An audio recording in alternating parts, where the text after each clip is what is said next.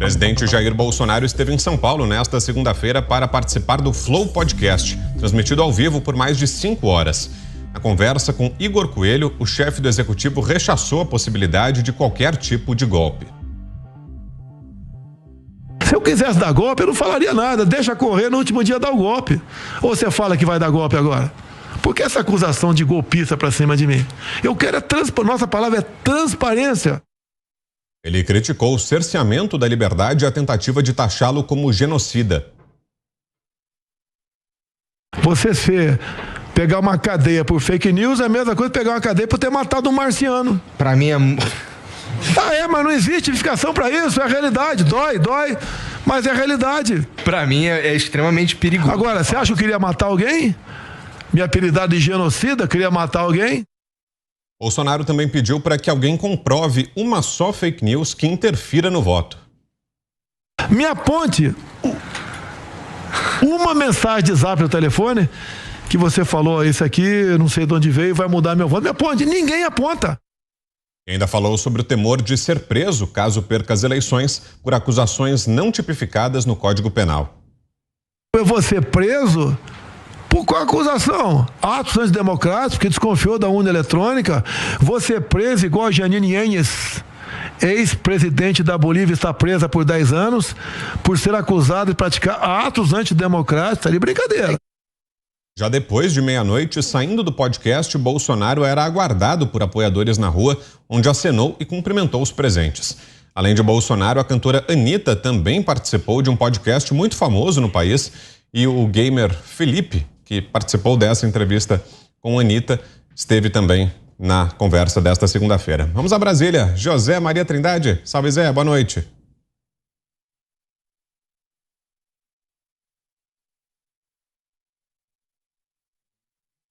A gente ainda não está te ouvindo, Zé. Vou te interromper, porque pra gente aqui no estúdio, acho que para quem está em casa também não chegou seu áudio. A gente volta a conversar daqui a pouquinho. Vou dar meu boa tarde aqui para Ana Paula Henkel, direto de Los Angeles, nos Estados Unidos. Oi, Ana. Boa noite, Vitor. Boa noite a todos da bancada. Boa noite à nossa audiência maravilhosa. Muita gente da nossa audiência ontem também assistindo, acompanhando o presidente Bolsonaro.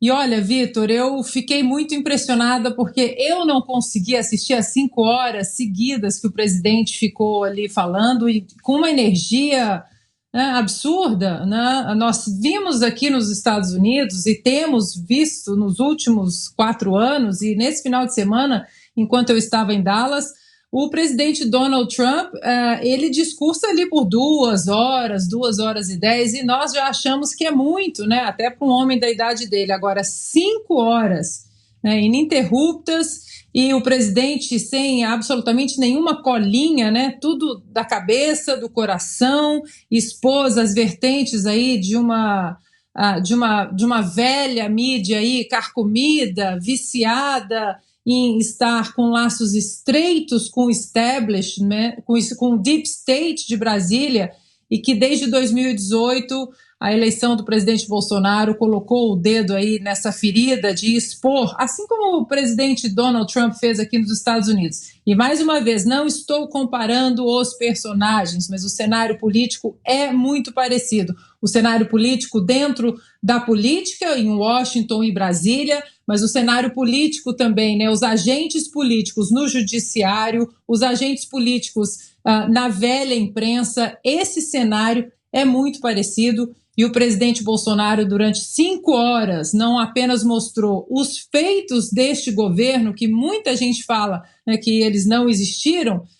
Por exemplo, o próprio corte de impostos, muita gente tenta emplacar como o corte no ICMS foi uma ação populista, uma ação eleitoreira, né, em ano de eleição, e não é bem isso. O presidente mostrou que desde 2019 o governo federal vem cortando impostos, inclusive dentro da pandemia, para vários equipamentos médicos, para medicamentos importantes, e foi uma conversa muito franca, né? Eu dei uma olhada nas minhas redes sociais hoje, e não apenas aquelas pessoas que interagem comigo normalmente, mas outras pessoas que eu sei que estavam ali em cima do muro, não para votar no Lula, mas não gostavam ou não gostam do atual presidente ou da atual administração, por algum contexto assim estético, digamos assim. E muita gente virou a chave depois de ontem, viu, Vitor? Eu acredito que essa entrevista do presidente de 5 horas virou a chave de muita gente que, se não entendeu até agora, passou a entender o perigo que é uma volta do PT aos comandos aí, a direção do Brasil, diante de tudo que foi feito na era petista, o aparelhamento do judiciário. Hoje nós temos visto, né, um STF totalmente aparelhado, político, ativista, militante, e eu acho que foi um divisor de águas na internet, né? Parabéns aos produtores aí do podcast Flow. Ficou muitos comentários ali também no podcast dizendo que algumas pessoas começaram a enxergar o presidente de maneira diferente, né? Sem as vestes de qualquer marqueteiro, né? Que o presidente também não tem, e sem o filtro ativista e político da velha imprensa. Bom, e falamos da Anitta, ela também participou ontem de um podcast muito famoso e o gamer Felipe Neto, crítico do presidente, também abriu uma live para tentar rivalizar com o público do Flow. Em relação ao número de visualizações simultâneas, a atração com o presidente teve 5 vezes mais acessos do que da artista, que em seu melhor momento teve pouco mais de 100 mil pessoas ao vivo, e do gamer, que atraiu quase a mesma quantidade de pessoas.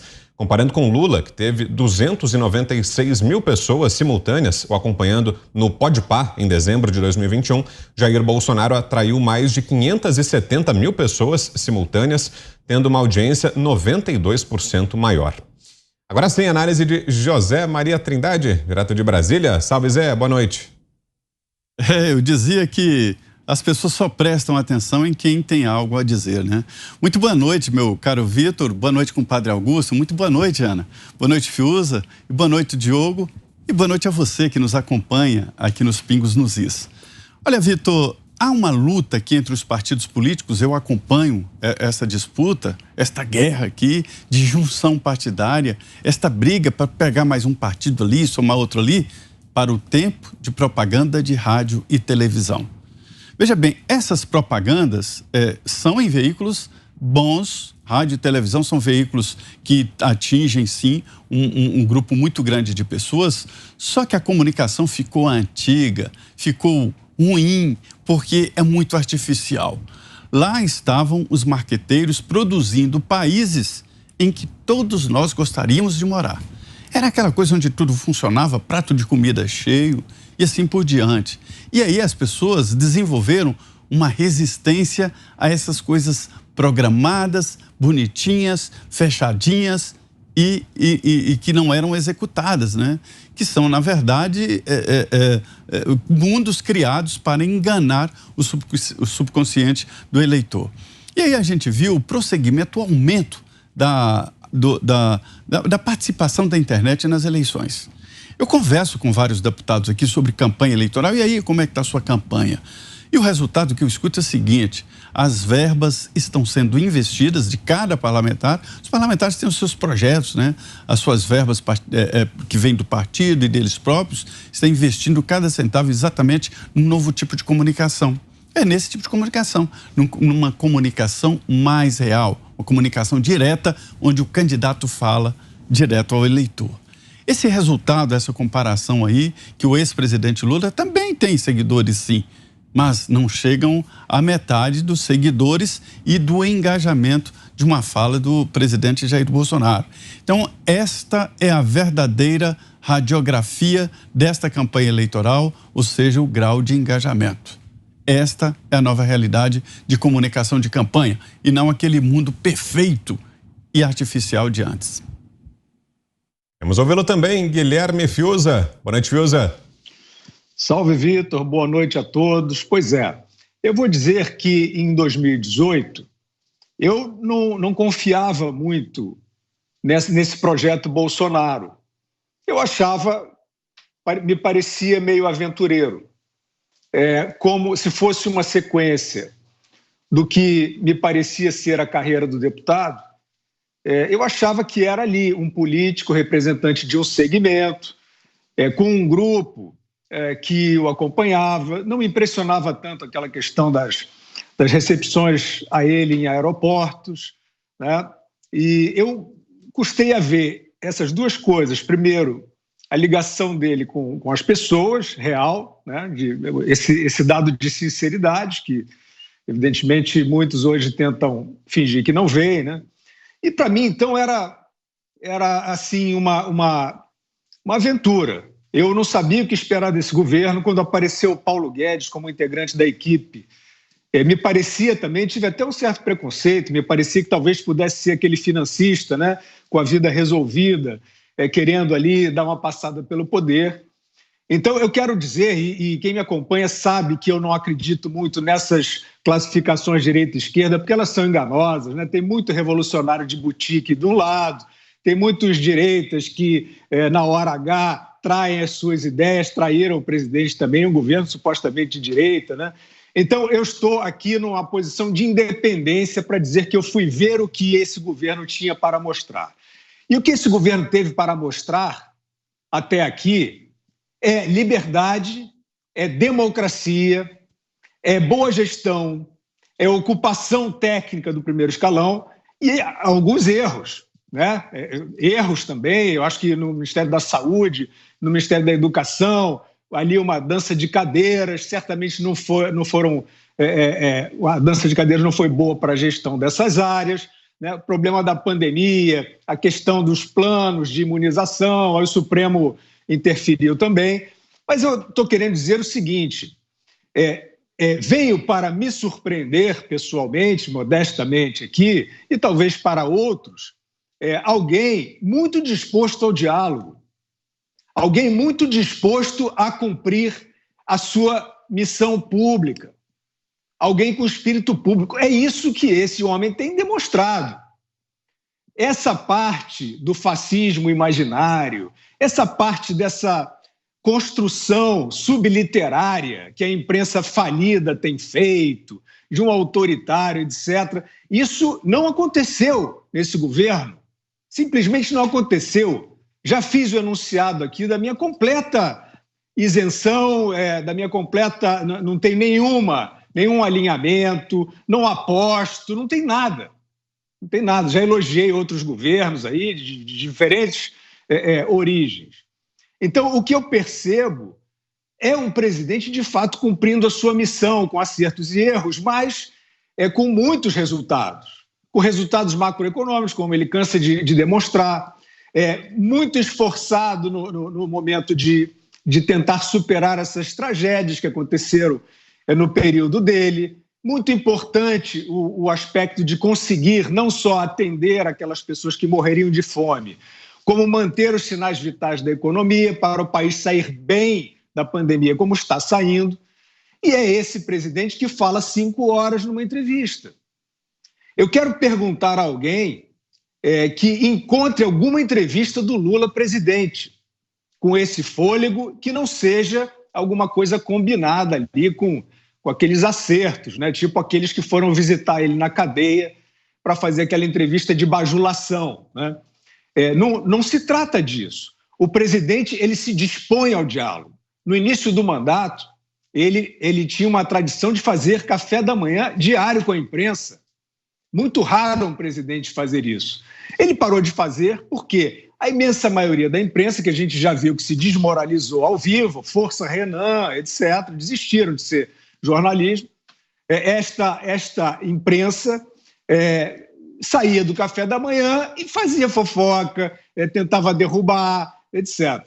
Quando o Sérgio Moro pediu demissão, naquela manobra vil, patética do Sérgio Moro, chamando essa imprensa que tinha maltratado ele de todas as maneiras, sabotado ele de todas as maneiras, para fazer um circo ali e tentar derrubar o governo, porque ele achou que ele ia ser o presidente, o olho cresceu. Eu lembro bem do presidente Bolsonaro numa crise dificílima de enfrentar. O Sérgio Moro era um pilar, né? Era um emblema ali de confiança, de símbolo de corrupção, que estava acusando o presidente, né, de compactuar ali com corrupção, manipulando a Polícia Federal. Eu lembro do presidente parado diante dos jornalistas durante bastante tempo, respondendo a todas as perguntas serenamente.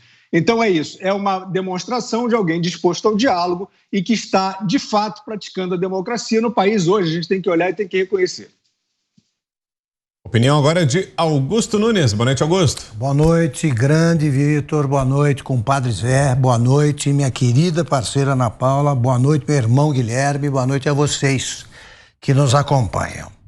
Bom, começando pelo que disse o Guilherme aí, o Lula, quando ele estava próximo dos 97% de intenção de voto, chegando, ameaçando passar 100%, ele não conseguiria fazer um podcast de mais de 1 hora, não. Falar 5 horas com grande audiência é muito mais significativo que qualquer pesquisa. Isso sim é o retrato do momento, o que está acontecendo. Né? E, de novo, é mais um dado aí que coloca em dúvida o acerto das pesquisas. Quanto ao conteúdo, o Lula falou com a imprensa pela última vez, com jornalistas independentes, em 2005, repito, quando ele foi realmente interpelado sobre o escândalo do Mensalão e, desde então, parou, só foi conversar com blogs de aluguel e com plateias domesticadas. Depois ele apareceu também para uma plateia independente pela última vez em 2007, na abertura dos Jogos Pan-Americanos do Rio. Conheceu a famosa, vaia do Maracanã e parou de se expor dessa maneira. Eu queria ver até quando o Lula chega num podcast, até onde ele chega, falando agora. Quanto ao conteúdo, o Bolsonaro é golpista. Ele sofreu um atentado. O atentado não foi cometido contra outro, contra ele. Quase morreu durante a campanha eleitoral. No governo, ele vem sendo fustigado pelo Supremo Tribunal Federal desde o primeiro dia.